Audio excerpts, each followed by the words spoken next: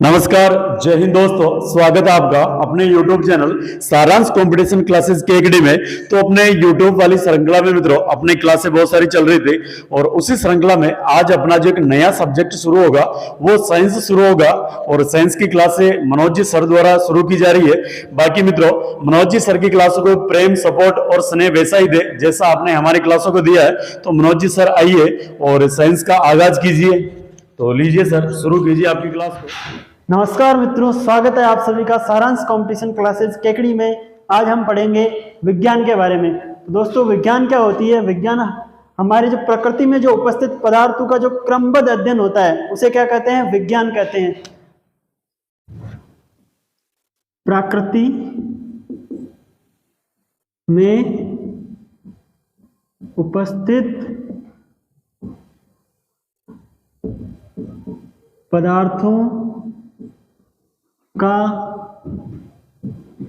क्रमबद्ध अध्ययन क्या कहलाता है? अध्ययन विज्ञान कहलाता। अब दोस्तों इस विज्ञान को तीन भागों में बांटा जाता है। कौन कौन से भागों में बांटा जाता है? देखना दोस्तों, विज्ञान को तीन प्रमुख भागों में बांटा जाता है। एक होता है भौतिक विज्ञान, दूसरा होता है रासायनिक विज्ञान,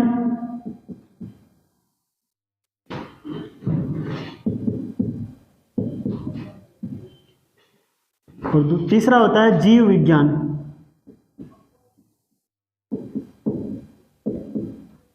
तो दोस्तों जो भौतिक हमारा जो विज्ञान होती है उसको कितने भागों में बांटा जाता है? तीन भागों में, प्रमुख रूप से तीन भागों में बांटा जाता है। भौतिक विज्ञान, रासायनिक विज्ञान और जीव विज्ञान। आज हम इसमें जो हमारे जीव विज्ञान का एक महत्वपूर्ण टॉपिक है पारिस्थितिकी, उसका अध्ययन करेंगे, उसी को समझने का प्रयास करेंगे। तो दोस्तों शुरू करते हैं हम पारिस्थितिकी। सबसे पहले दोस्तों पारिस्थितिकी होता क्या है?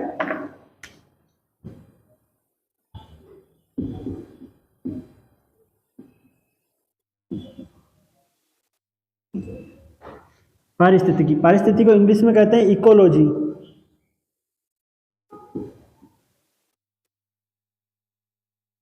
ठीक है, पारिस्थितिकी को इंग्लिश में क्या कहते हैं? इकोलॉजी। पारिस्थितिकी क्या होता है? जो जीव होते हैं, जो हमारे आसपास के जीव, जैसे हम जीव हैं, उन सभी का जो वातावरण के साथ जो अध्ययन होता है, जो पारिस्थितिकी में जो जीव होते हैं उनका जो है जीवों का वातावरण के साथ जो परस्पर अध्ययन क्या कहलाता है? पारिस्थितिकी कहलाता है। जीवों का वातावरण के साथ परस्पर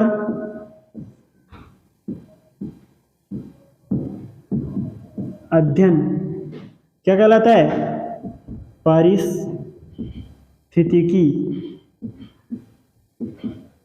पारिस्थितिकी कहलाता है। अब देखो दोस्तों पारिस्थितिकी क्या होता है? पारिस्थितिकी होता है जीवों का वातावरण के साथ परस्पर जो अध्ययन होता है उसे क्या कहते हैं? अपन पारिस्थितिकी कहते हैं। अब जो पारिस्थितिकी जो शब्द, जो ये पारिस्थितिकी शब्द है वो सबसे पहले किसने दिया?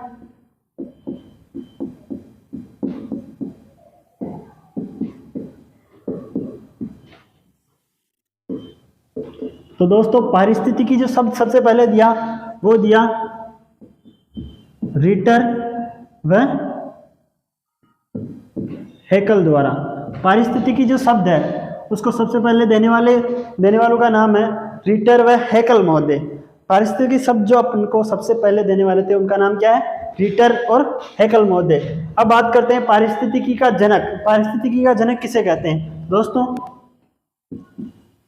पारिस्थितिकी का जनक, ये जो जनक है वो किसके सापेक्ष है? दोस्तों विश्व के सापेक्ष है। पारिस्थितिकी का जनक है ईपी ओडम। तो दोस्तों पारिस्थितिकी का जनक किसे कहते हैं? ईपी ओडम को क्या कहते हैं? पारिस्थितिकी का जनक। अब हमने ये किसके सापेक्ष पढ़ा है? विश्व के सापेक्ष। तो हमारे भारत में जो पारिस्थितिकी का जनक वो किसे कहेंगे? तो भारत में जो पारिस्थितिकी के जनक है वह है प्रोफेसर रामदेव मिश्रा। ठीक है दोस्तों, तो भारत में पारिस्थितिकी के जनक कौन है? प्रोफेसर रामदेव मिश्रा। भारत में पारिस्थितिकी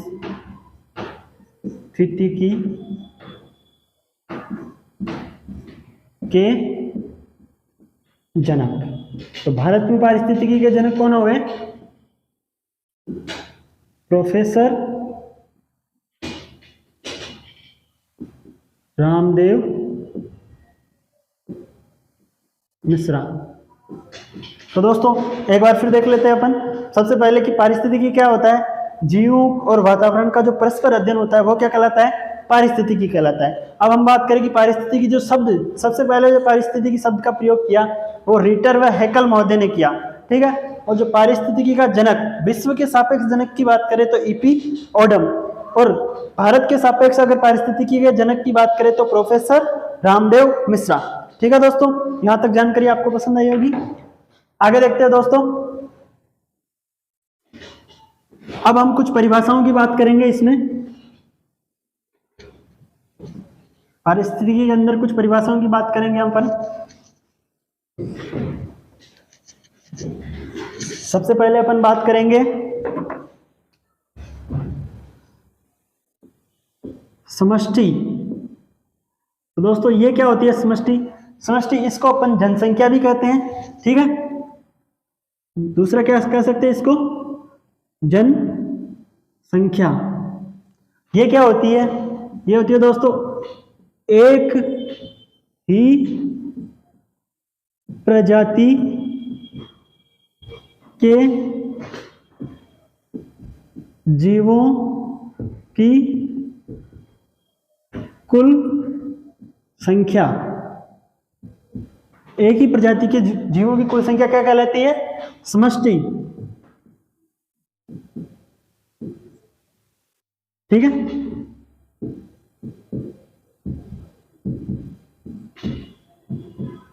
एक ही प्रजाति के जीवों की संख्या क्या कहलाती है? समष्टि। जैसे यहाँ पे जैसे कि मानव प्रजाति बैठी है जैसे, है ना, तो मानव प्रजाति के सभी जीवों की संख्या क्या कहलाएगी? एक समष्टि कहलाएगी, एक जनसंख्या कहलाएगी। ठीक है, जैसे गायों की संख्या, बकरियों की संख्या, भेड़ों की संख्या क्या कहलाएगी? एक समष्टि कहलाएगी। और एक दूसरा शब्द होता है जैसे समुदाय। ये क्या होता है दोस्तों? अलग अलग प्रजातियों के जीवों की कुल संख्या क्या कहलाएगी?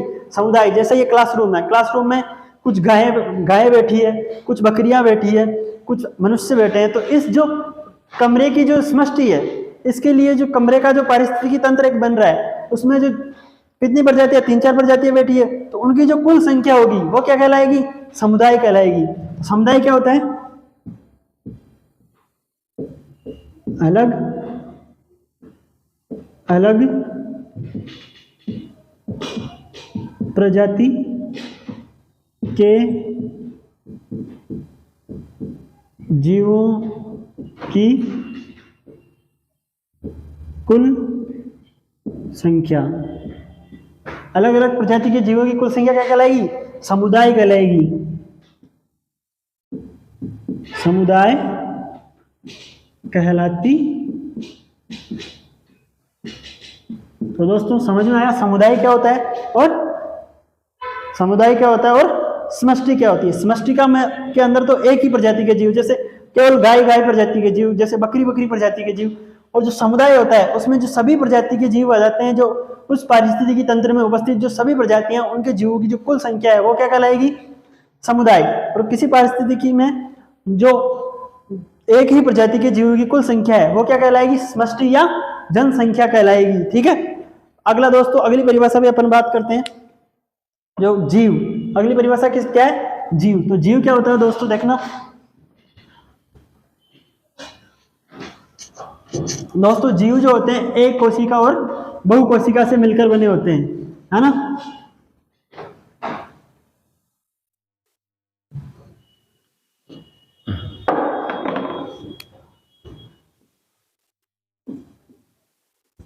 हम बात करेंगे जीव के बारे में। जीव क्या होता है? ये एक कोशिका से लेकर बहु कोशिका से बने होते हैं। ठीक है, और इनका क्या होता है, एक निश्चित जीवन काल होता है तथा जिनका एक निश्चित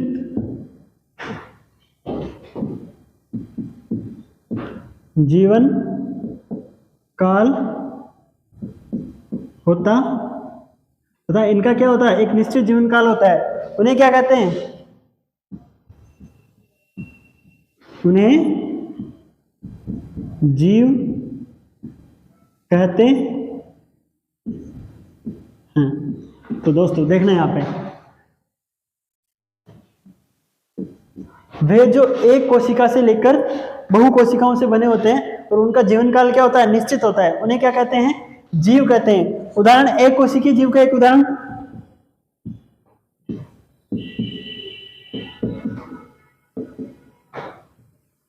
एक कोशिकीय जीव है जैसे हमारे पास अमीबा है ना, और बहुकोशिकीय जीव, बहुकोशिकीय तो बहुत सारे, जैसे हम गाय भैंस बकरी, हमारे सामने जो बहुत सारे जीव हैं वो क्या होते हैं, बहुकोशिकीय जीव, जिन्हें हम नग्न आंखों से देख सकते हैं, मतलब अपनी आंखों से जो देख सकते हैं, वो सभी जीव क्या हैं, बहुकोशिकीय जीव है।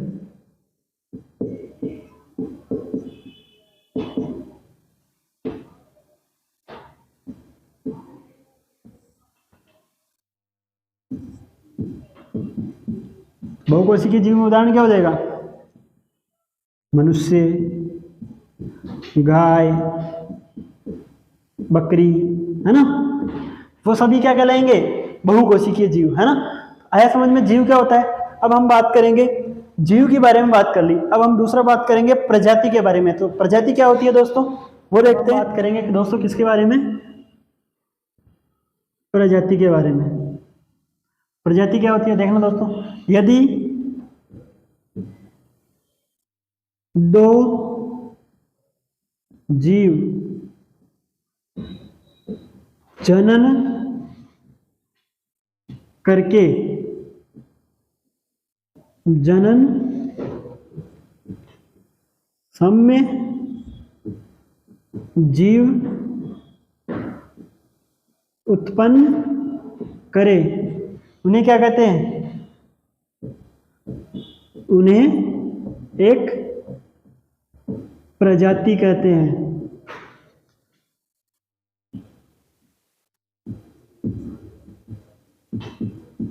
जैसे दोस्तों, जैसे एक नर और एक मादा मिलकर एक क्या, उनके जैसा ही एक जीव बना सके, जनन सम्य मतलब उनके जैसा ही, नर और मादा जैसा ही एक जीव बना सके, उसे क्या कहेंगे, जनन सम्य जीव। जैसे एक गाय प्रजाति है, गाय और बैल मिलकर क्या एक गाय या बैल जैसा ही जीव बना सकते हैं, तो उन्हें क्या कहेंगे, प्रजाति कहेंगे, एक ही प्रजाति के जीव कहेंगे।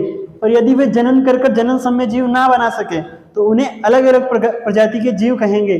जैसे एक नर है और एक गाय है, तो वो आपस में जनन नहीं कर सकते, है ना, जनन नहीं कर सकते, तो एक ही उसके जनन सम्य जीव नहीं बना सकते, है ना, तो उन्हें क्या कहेंगे, अलग अलग प्रजाति के जीव कहेंगे। ठीक है दोस्तों, इसके बाद में हम बात करेंगे जो इन प्रजातियों को जो है कुछ भागों में डिवाइड किया गया है, कुछ भागों के अंदर जो है डाला गया है, उनके बारे में बात करेंगे। इनमें सबसे पहले हम बात करेंगे उनकी संख्या, उनके खत्म होने के आधार पर जो है इन प्रजातियों को डाला गया है, उनकी बात करें। सबसे पहले हम बात करेंगे एंडेमिक प्रजाति के बारे में। ये क्या होती है, एंडेमिक प्रजाति क्या होती है, वह प्रजाति जो किसी निश्चित भौगोलिक क्षेत्र में पाई जाती है, यानी किसी फिक्स क्षेत्र में ही उस प्रजाति का हमें बारे में, उसके बारे में जानकारी मिलेगी। वो प्रजाति हमें किसी फिक्स क्षेत्र में ही मिलेगी, है ना, सभी जगह नहीं मिलेगी, तो उस प्रजाति को क्या कहेंगे, एंडेमिक प्रजाति। वह प्रजाति जो किसी निश्चित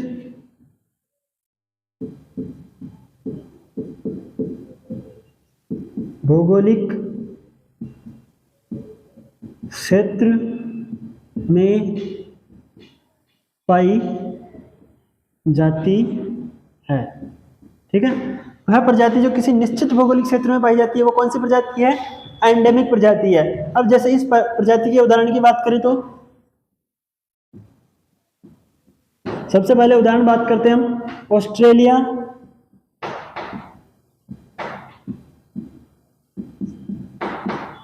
ऑस्ट्रेलिया का कंगारू, है ना। ऑस्ट्रेलिया कंगारू केवल ऑस्ट्रेलिया में ही पाया जाता है, और जगह नहीं पाया जाता है। इसी तरह हम बात करें न्यूजीलैंड का कीवी,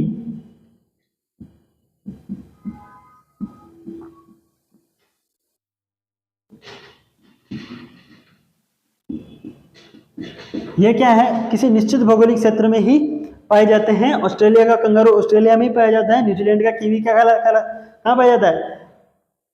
और न्यूजीलैंड का कीवी न्यूजीलैंड में। आपने देखा होगा कि क्रिकेट टीम होती है, क्रिकेट टीम में ऑस्ट्रेलिया की टीम को क्या बोलते हैं? कंगारू। कंगारू क्यों बोलते हैं? क्योंकि कंगारू उस फिक्स क्षेत्र में ही पाया जाता है, इसलिए ऑस्ट्रेलिया टीम को क्या बोलते हैं? कंगारू। और न्यूजीलैंड की जो क्रिकेट टीम है उनको क्या बोलते हैं? कीवी। कीवी इसीलिए बोलते हैं क्योंकि उस क्षेत्र में क्या कौन सा पक्षी पाया जाता है? कीवी। उसके नाम पर ही उनका ये नाम लेते हैं। अब इसके बाद में हम बात करेंगे दूसरी प्रजाति के बारे में, जिसे हम कहेंगे कुंजी प्रजाति। देखो दोस्तों, कुंजी प्रजाति क्या होती है?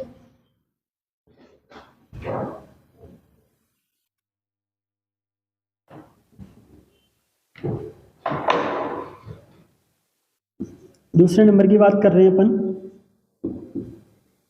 कुंजी प्रजाति। ये क्या होती है दोस्तों? देखना, कुंजी प्रजाति जो वह प्रजाति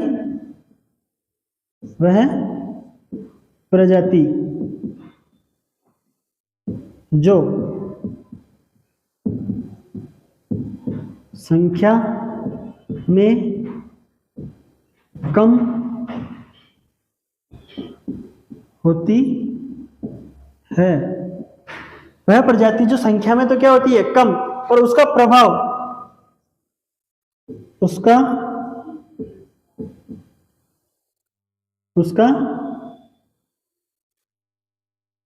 तंत्र पर प्रभाव, तंत्र पर प्रभाव क्या होता है? सर्वाधिक होता है।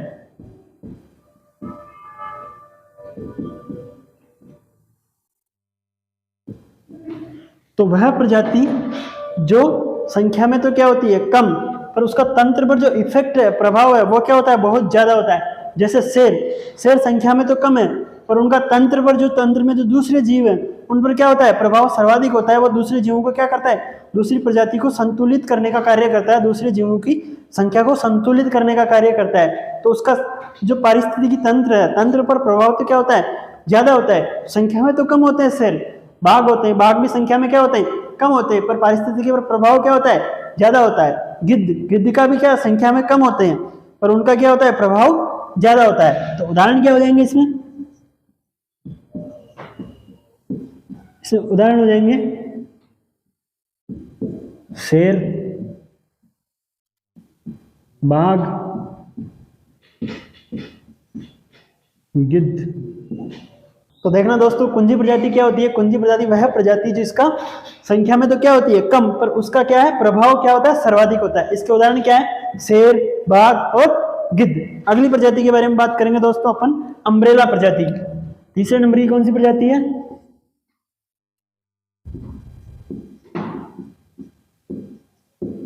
अम्ब्रेला प्रजाति। अब दोस्तों अम्ब्रेला का मतलब क्या होता है दोस्तों? छाता, है ना। अम्ब्रेला छाता क्या करता है? हमें धूप से बचाता है ना। तो इसी तरह जो इस प्रजाति में जो जीव आएंगे उनको बचाने के लिए, क्योंकि उनकी संख्या क्या हो रही है? धीरे धीरे क्या होती जा रही है? कम होती जा रही है। तो उनको बचाने के लिए जो है विभिन्न देशों की जो सरकारों द्वारा जो प्रयास किए जा रहे हैं, है ना, जिन जीवों को बचाने के लिए विभिन्न देशों की सरकार द्वारा प्रयास किए जा रहे हैं, उनको किस प्रजाति में रखा जा रहा है? अम्ब्रेला प्रजाति में। तो अम्ब्रेला प्रजाति क्या है? वह प्रजाति जिनके संरक्षण का प्रयास विभिन्न देशों की सरकारों द्वारा किया जा रहा है ना। तो वह प्रजाति जिसके संरक्षण का प्रयास विभिन्न देशों की जो सरकारें हैं उनके द्वारा किया जा रहा है, वो कौन सी प्रजाति है? अम्ब्रेला प्रजाति। अम्ब्रेला मतलब छाता, यानी उनकी सुरक्षा की जा रही है क्योंकि वो क्या है? संकट में है ना। तो इसमें उदाहरण क्या देंगे? उदाहरण दोस्तों, उदाहरण अपना राजस्थान का घोड़ावन पक्षी, घोड़ावन पक्षी। दूसरा हम बात कर सकते हैं बाघ, है ना। एक बात कर सकते हैं गंगा डॉल्फिन, है ना। इस तरह से बहुत सारे उदाहरण लिख सकते हैं हम। शेर लिख सकते हैं, है ना। तो इनको बचाने के लिए क्या है? विशेष प्रयास किए जा रहे हैं विभिन्न देशों की सरकारों द्वारा, अलग अलग देशों की सरकारों द्वारा जो है इन जीवों को बचाने के प्रयास किए जा रहे हैं। इसमें और भी जीव हो सकते हैं जो हम लिख लेंगे, है ना। अगली बात करें तीसरी प्रजाति की अपन, अगली बात करते हैं अपन, 3 प्रजाति हो गई अपनी। चौथी प्रजाति की बात करें तो विलुप्त प्रजाति। तो दोस्तों ये क्या प्रजाति होती है? ये कौन सी प्रजाति है? वह प्रजाति जो हमारे पृथ्वी लोक से, है ना, हमारी धरती से खत्म हो चुकी है, उस प्रजाति को हम किस प्रजाति की श्रेणी में रखेंगे? विलुप्त प्रजाति की श्रेणी में, है ना। तो वह प्रजाति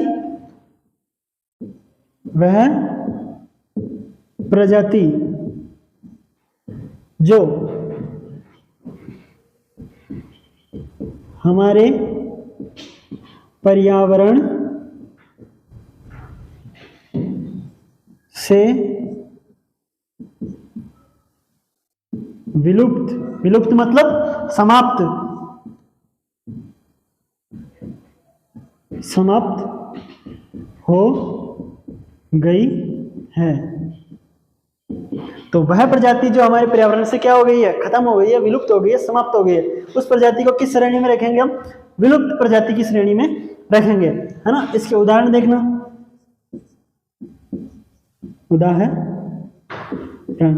उदाहरण में सबसे फेमस उदाहरण डायनासोर, है ना। दूसरा उदाहरण देखते हैं, और क्या है? लाल पांडा, है ना। एक है डोडो पक्षी, है ना। ये जो जीव हैं पूरी तरह से क्या हो चुके हैं? विलुप्त हो चुके हैं। इसमें एक आता है एशियाई चीता। एशियाई चीता भी क्या हो गया है? 1952 में भारत से क्या हो गया है? विलुप्त हो गया। एशियाई चीते की पहचान क्या है? उसकी जो आंखों से मुंह तक है ना, आंसू का एक काला काला सा निशान बना हुआ है ना। तो एशियाई चीता भी क्या हो चुका है?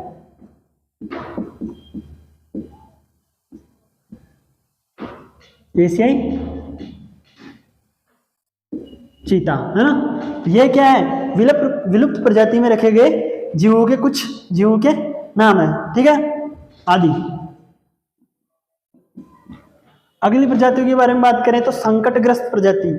ये प्रजातियां जो संकट में है, धीरे धीरे क्या आ रही है? विलुप्त की कगार पे आ रही है, खत्म होने की कगार पे आ रही है। उनकी संख्या क्या होती जा रही है? धीरे धीरे कम होती जा रही है। तो संकटग्रस्त प्रजाति की बात करें अपन, तो अब बात करते हैं अपन 5वें नंबर की। कौन सी प्रजाति? संकट ग्रस्त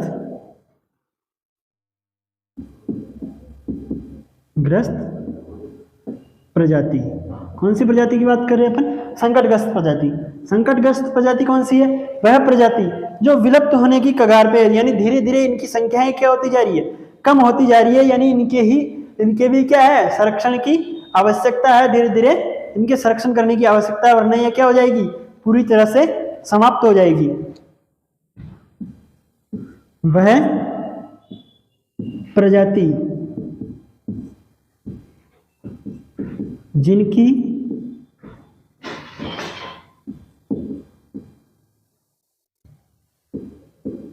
संख्या, वह प्रजाति जिनकी संख्या तंत्र में धीरे धीरे कम हो रही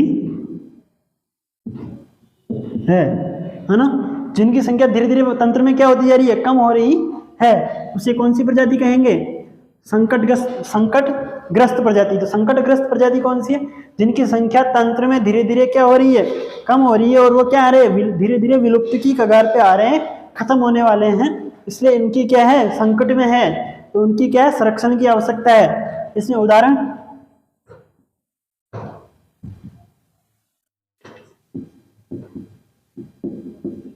हम उदाहरण ले सकते हैं, वही गोडावन, क्योंकि ये भी धीरे धीरे क्या है, विलुप्ति की कगार पे है ना। एशियाई हाथी,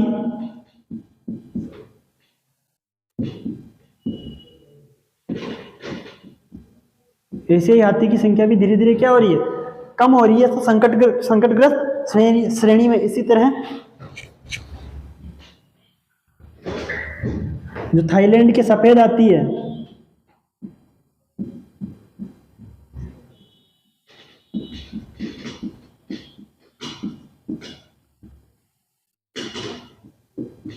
थाईलैंड के सफेद हाथी, ये भी क्या है, धीरे धीरे विलुप्ति की कगार पे हैं, ये क्या संकटग्रस्त श्रेणी में जीव है आदि।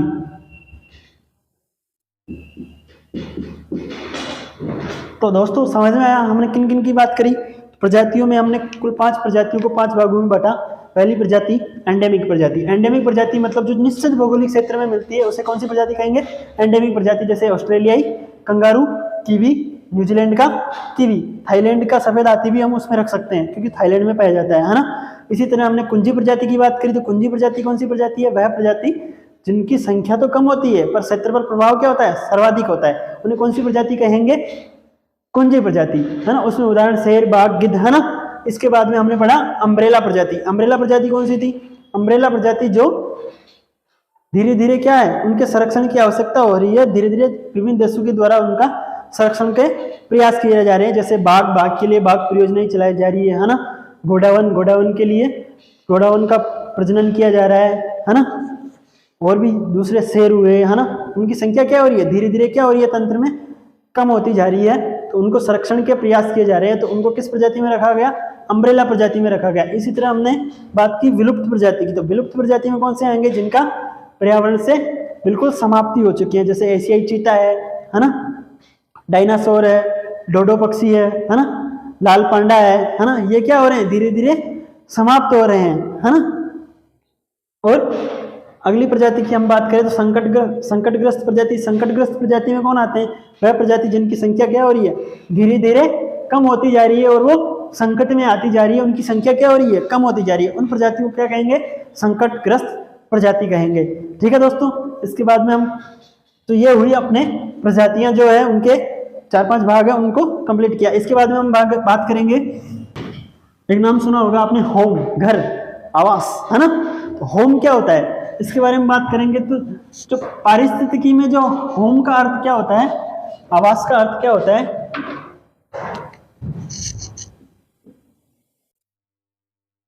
होम, है ना। होम क्या होता है, वह क्षेत्र, वह क्षेत्र जिसमें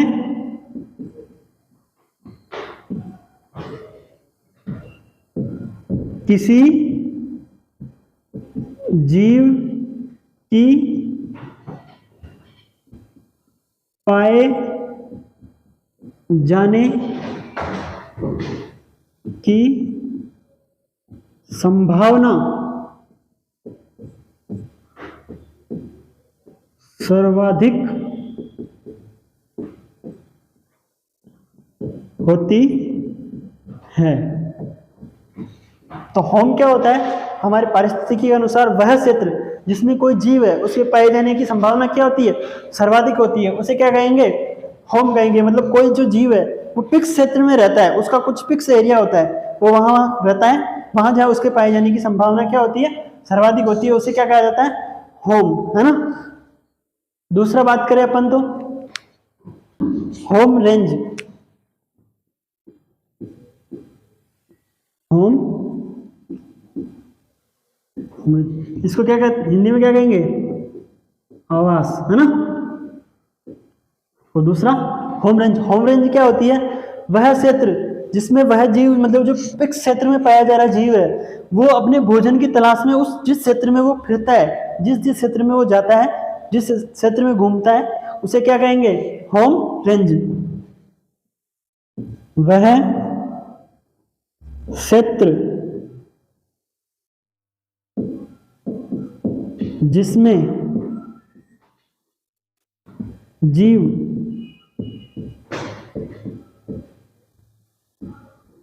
भोजन की तलाश में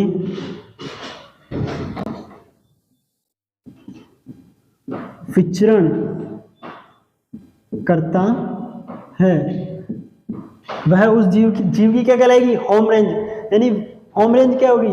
वह क्षेत्र जिसमें जीव अपने भोजन की तलाश में विचरण करता है, फिरता है, यानी अपने भोजन को ढूंढता है, प्राप्त करता है, उसे क्या कहेंगे?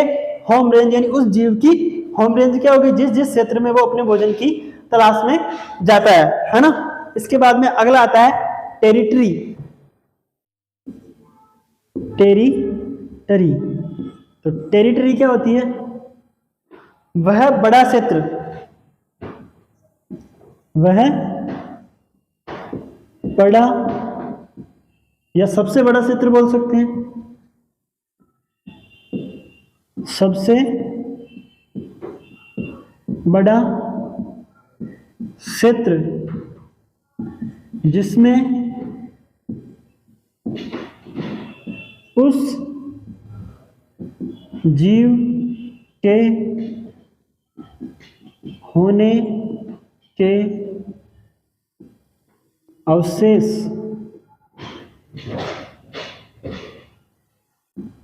प्राप्त होते हैं, है ना।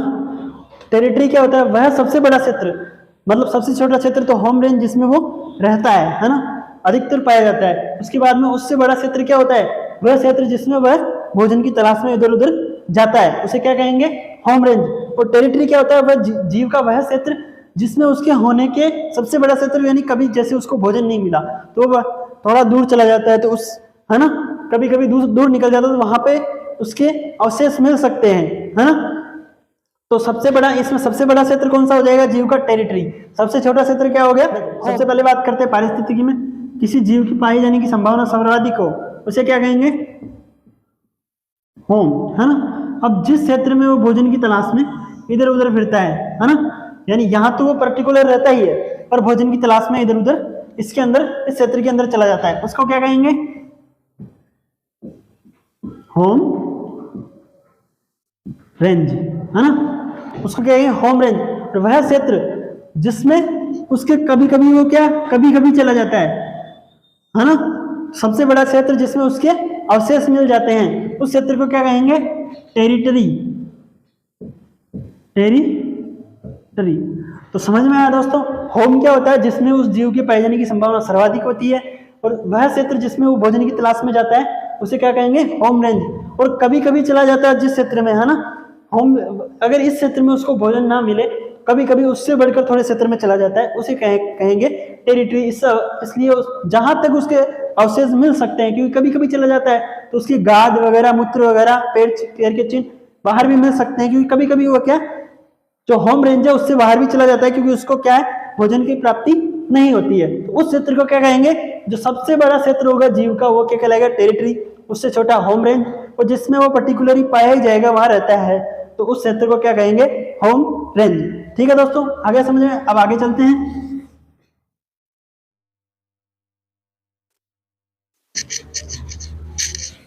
अगला हम बात करेंगे इकोटोन।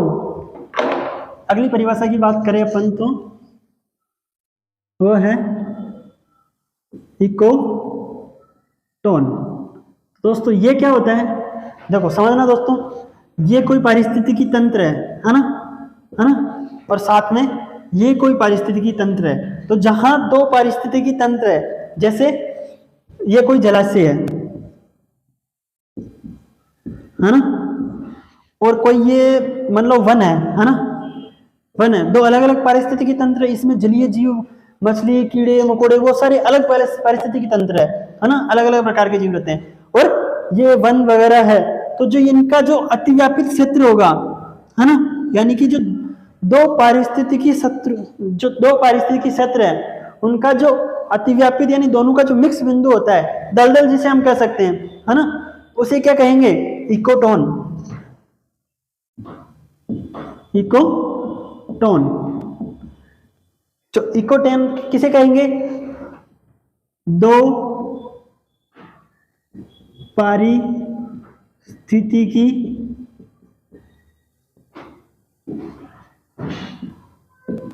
तंत्रों के अति व्यापन से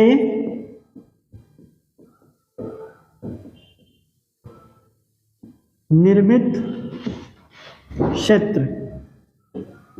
आया समझ में? जब दो पारिस्थितिकी तंत्र आपस में अतिव्यापित होते हैं, ओवरलैप करते हैं, एक दूसरे के ऊपर आते हैं, तो उसके द्वारा जो क्षेत्र बनता है उसे क्या कहेंगे? हम इकोटोन कहेंगे, है ना। आया समझ में? तो जो इकोटोन होगा उसमें लगभग दोनों के गुण पाए जाएंगे। जैसे इसमें सांप वगैरह, मेंढक वगैरह रहते हैं, तो वो इस क्षेत्र में, दलदल क्षेत्र में फिरते रहेंगे। इस जो वन क्षेत्र में दूसरे जीव है वो भी आते रहेंगे, है ना। और भी हम बात करें तो इस जो वन क्षेत्र में जो पेड़ पौधे उगते हैं वो भी इस दलदली क्षेत्र में उगेंगे, और जो जलाशय क्षेत्र में जो पेड़ पौधे उगते हैं वो भी इसमें उगेंगे। तो नोट करके एक बात लिखना दोस्तों, यानी इसमें इस पारिस्थितिकी के भी गुण है और इस पारिस्थितिकी के भी गुण है। तो इसकी जो जैव विविधता यानी विभिन्न प्रकार के जीवों के पाए जाने की संभावना सर्वाधिक किस क्षेत्र में होगी? इकोटोन में। जो बहुत ज्यादा पूछा जाने वाला सवाल है, इकोटोन क्या होता है? इकोटोन मतलब किस क्षेत्र की जैव विविधता सर्वाधिक होती है? हमारे पास ऑप्शन आ जाता है, होम हुआ, होम रेंज हुआ, टेरिटरी हुआ या इकोटोन हुआ। तो किस क्षेत्र में होंगे? किस क्षेत्र में जो जैव विविधता की पाए जाने की संभावना सर्वाधिक होती है? तो इकोटोन में जो जैव विविधता के पाए जाने की संभावना क्या होती है? सर्वाधिक होती है ना। तो इकोटोन में जैव विविधता सर्वाधिक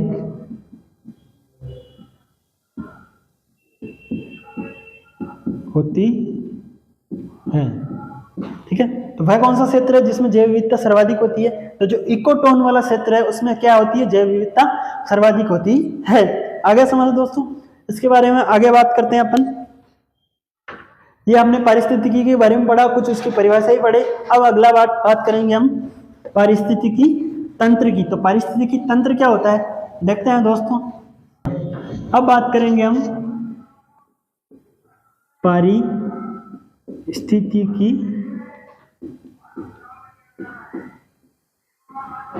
तंत्र। हमने बात करी थी अब तक पारिस्थितिकी के बारे में, अब हम बात करेंगे किसके बारे में? पारिस्थितिकी तंत्र। पारिस्थितिकी तंत्र क्या होता है? सजीव और निर्जीव, जैसे हवा, पानी, मिट्टी, है ना, निर्जीव जो है उनका, और सजीव और निर्जीव की आपस में जो क्रियाएं होती है ना, उससे जो निर्मित जो तंत्र होता है उसे क्या कहेंगे हम? पारिस्थितिकी तंत्र, है ना। देखना, सजीव, सजीव को हम जैविक भी कह सकते हैं, जैविक घटक, वह निर्जीव अजैविक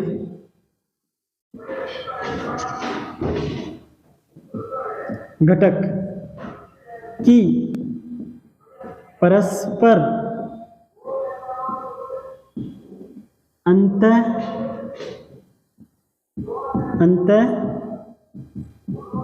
क्रिया से निर्मित तंत्र, है ना। सजीव घटक व निर्जीव घटक की परस्पर अंतःक्रिया से निर्मित जो तंत्र है उसे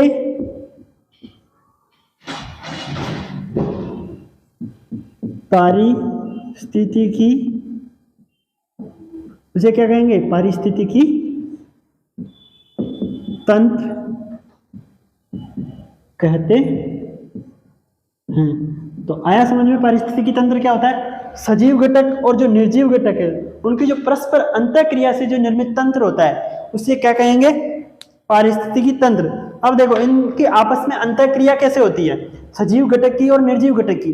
देखो आपने देखा होगा जो निर्जीव सजीव घटक का निर्जीव घटक पे किस प्रकार प्रभाव पड़ेगा, या निर्जीव घटक का सजीव घटक पे किस प्रकार प्रभाव पड़ेगा। तो मैं बताऊं आपको, जैसे निर्जीव घटक का तापमान, है ना, तो तापमान बढ़ने पर, जो तापमान जहाँ पे जैसे विषुवत रेखा वाले क्षेत्र है वहां पे तापमान क्या होता है, निर्जीव घटक तापमान, है ना।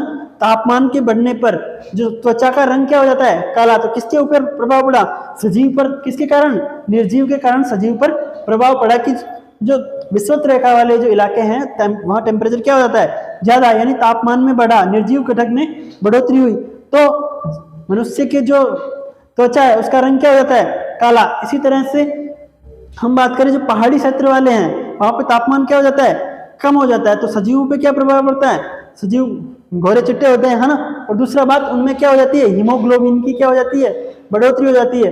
देखा होगा उनके गाल लाल लाल दिखाई देते हैं, है ना। त्वचा क्या होती है, थोड़ी गुलाबी गुलाबी सी लाल लाल सी दिखाई देती है ना। तो ये क्या है, निर्जीव घटक के कारण सजीव पर प्रभाव। अब देखो सजीव घटक का किस प्रकार प्रभाव पड़ता है, सजीव घटक का निर्जीव पे किस प्रकार प्रभाव पड़ता है। आपने देखा होगा जो जैसे बहुत सारे वन थे, वनों को काट दिया तो जो निर्जीव घटक है मिट्टी, वहां पे क्या हो गई, जो उपजाऊ मिट्टी थी वो धीरे धीरे किस मिट्टी में बदल गई, मरुस्थलीकरण में बदल गई, है ना। तो अनउपजाऊ मिट्टी में बदल जाएगी, मरुस्थलीकरण का बढ़ावा हो रहा है। तो निर्जीव घटक में, एक निर्जीव घटक में अपनी अंतःक्रिया के द्वारा निर्जीव घटक में क्या हो रही है, बढ़ोतरी। तो इनके आपस में जो अंतःक्रिया से जो तंत्र निर्मित होता है उसे ही क्या कहेंगे, पारिस्थितिकी तंत्र।